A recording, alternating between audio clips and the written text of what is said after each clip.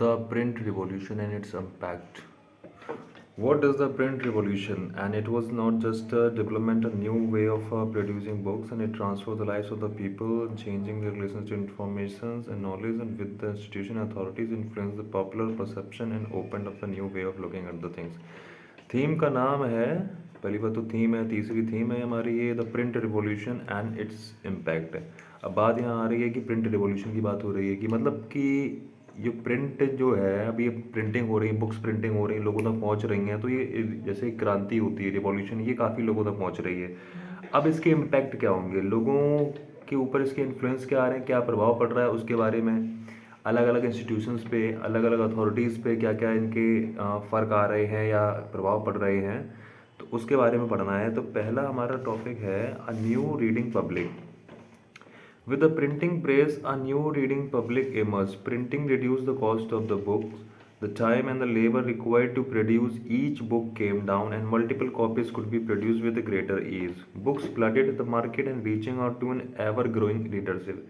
तो इससे पहले तो बुक्स थी नहीं, हालांकि जो बुक्स थी वो प्रिंट नहीं, वो मतलब भाई हाथ से लिखी गई हैं या किसी और तरीके से करी गई हैं, तो उनको इतनी मतलब कि पॉपुलर नहीं होती थी, इतनी मास में हम लोग उसको पहुंचा नहीं सकते थे। अब जब से ये प्रिंटिंग होने लगी है, प्रिंटिंग प्रेस आ गई है, तो बुक्स काफ़ी लार्ज क्वांटिटी बनाई जा सकती थी और काफ़ी लोगों तक पहुंचाई जा सकती थी। तो इससे क्या हुआ, नए रीडर्स जो पहले नहीं पढ़ रहे होते थे बुक्स, उनके पास पहुंच नहीं थी, अब उन तक भी पहुंच रही है, तो वो भी लोग पढ़ने लगे। तो एक नई क्लास एकदम से इमर्ज होने लगी, रीडर क्लास, ठीक है, एक अलग पब्लिक। इसमें फिर क्या हुआ, तो हुआ क्या कि बहुत सारी बुक्स आ गई, मार्केट एकदम से फ्लडेड हो गया, मतलब कि एकदम से बाढ़ आ गई उसमें कई तरीके की बुक्स की।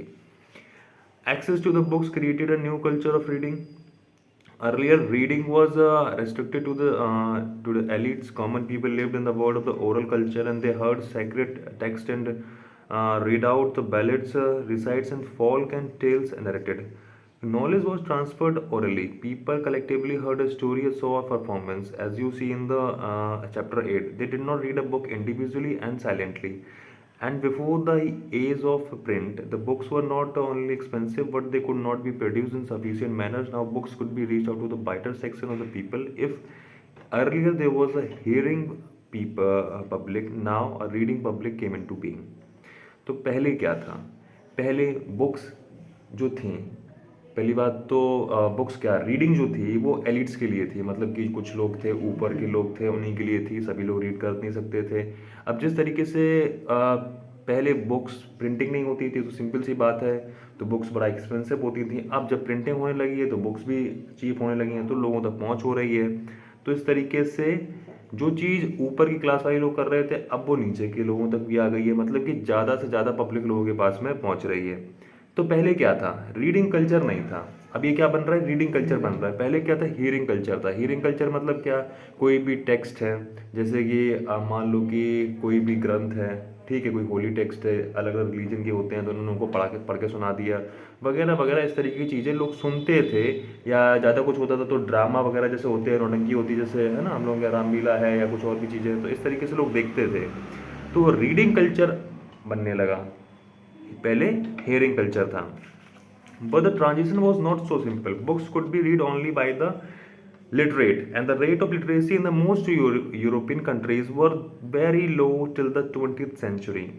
अब समस्या ये आ गई कि भाई बुक पढ़ने के लिए आपको पढ़ना आना चाहिए, तो सबको पढ़ना भी नहीं आता था उस समय यूरोपियन कंट्रीज में जो लिटरेसी थी बहुत कम थी। How then could publishers persuade the common people to welcome the printed books? To do this, they had to keep in mind the wider reach of the printed books. Even those who did not read could certainly enjoy listening to the books being read out. So the printers began publishing popular ballads and folk tales, and such books would be profusely illustrated with pictures, and these were then sung and recited at gatherings of the villages in taverns and towns. एक इसमें term आ रहा है हमारा wallet. तो wallet का मतलब क्या है, अ हिस्टोरिकल अकाउंट और folk tale in verse, usually sung और रिसाइटेड। मतलब कि कोई भी चीज़ है जो पहले हुई है हिस्ट्री में, हमने उसको किस तरीके से लिख दिया, एकदम से काव्य रूप में लिख दिया, कविता के रूप में लिख दिया, जैसे पोएम के रूप में, जिसको हम गा के या गाने के रूप में ऐसा नहीं है हम लोगों के यहाँ पर वो है खूब लड़ी मर्दानी, वो तो झांसी वाली रानी थी, ठीक है, एक हिस्टोरिकल इवेंट है, उसको हमने इस तरीके से कर दिया।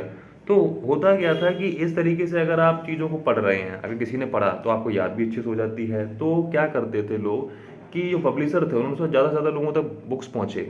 तो लोग पढ़ तो नहीं सकते थे लेकिन देख सकते थे। तो उन्होंने, जैसे नहीं बच्चों की पिक्चर बुक आती है, तो पिक्चर बुक्स बनाना चालू कर दी। और जो बुक्स में लिख रहे हैं तो वो लिखने वाला तरीका उन्होंने फोक टेल में चुना, ठीक है। जैसे कुछ गैदरिंग हो रही है तो गैदरिंग में कोई खड़ा होकर बुक पढ़ रहा है, ठीक है, तो सुन रहे हैं। जैसे आज वही कवि सम्मेलन वगैरह टाइप में होते हैं, इस तरीके के चीज़ें होने लगी। तो इकट्ठे कहाँ होते थे टाउन्स में, एक टर्म आ रहा है टर्बन्स। टर्बन्स का मतलब होता था कि एक जगह जहाँ पर लोग अपना भी बैठते हैं, कुछ खाते पीते हैं, जैसे रेस्टोरेंट टाइप में, और जहाँ पर खाते पीते में स्पेशली ड्रिंक में, जैसे अल्कोहल वगैरह, जैसे शराब हम जैसे को कहते हैं, वो पीते बैठते हैं अपने लोगों के साथ। तो ऐसी जगहों पर, जैसे कि आज हम लोग देखते हैं ना क्लब्स वगैरह होते हैं, जैसे वहाँ पे डांस चल रहा होता है, कोई गाना गा रहा होता है, तो इस तरीके की मामला समझ लो। तो उस टाइम के जो टैवर्न्स हैं, आज को जैसे जैसे क्लब्स कहते हैं, वो समझ लो। Oral culture thus entered print, and printed material was orally transmitted, and the line that supported the oral and reading cultures become became blurred. The line that supported the oral and the reading culture became blurred, and the hearing culture and reading culture became intermingled. ठीक है, तो इससे हुआ क्या कि धीरे धीरे कि the oral culture was thus entered print, and printed material was orally transmitted. तो हुआ क्या कि ओरल कल्चर आ गया इसमें। इसमें क्या हो रहा कि प्रिंट हुई किताब, उसको बाद में लोग पढ़ रहे हैं। तो लोग पढ़ रहे हैं, जब पढ़ रहे हैं तो सिंपल सी बात है, तो उसको कोई सुन रहा होगा। तो इसमें देखो एक तरीके से इंटरमिक्सिंग हो रही है कि इसमें रीडिंग भी हो रही है एक तरीके से, और हीयरिंग भी हो रही है। तो रीडिंग और हीयरिंग कल्चर मिक्स हो गया। पहले के लोग सिर्फ सुनते ही थे, पढ़ते नहीं थे। तो उनमें से कुछ क्लास, उसी में से कुछ लोग हैं जो पढ़ भी सकते हैं, और कुछ लोग जो हैं जो नहीं पढ़ सकते, तो उनको सुना के बताया जा रहा है। तो इस तरीके से हमारा क्या कर रही है कि जो प्रिंट रिवॉल्यूशन जो हो रहा है, जिसमें बुक्स काफ़ी मात्रा में पहुंच रही हैं, तो उससे क्या है, एक नई पब्लिक बनी रीडिंग की, एक रीडिंग क्लास बनी, और इस तरीके से चीज़ें बढ़ी। आगे बात करते हैं।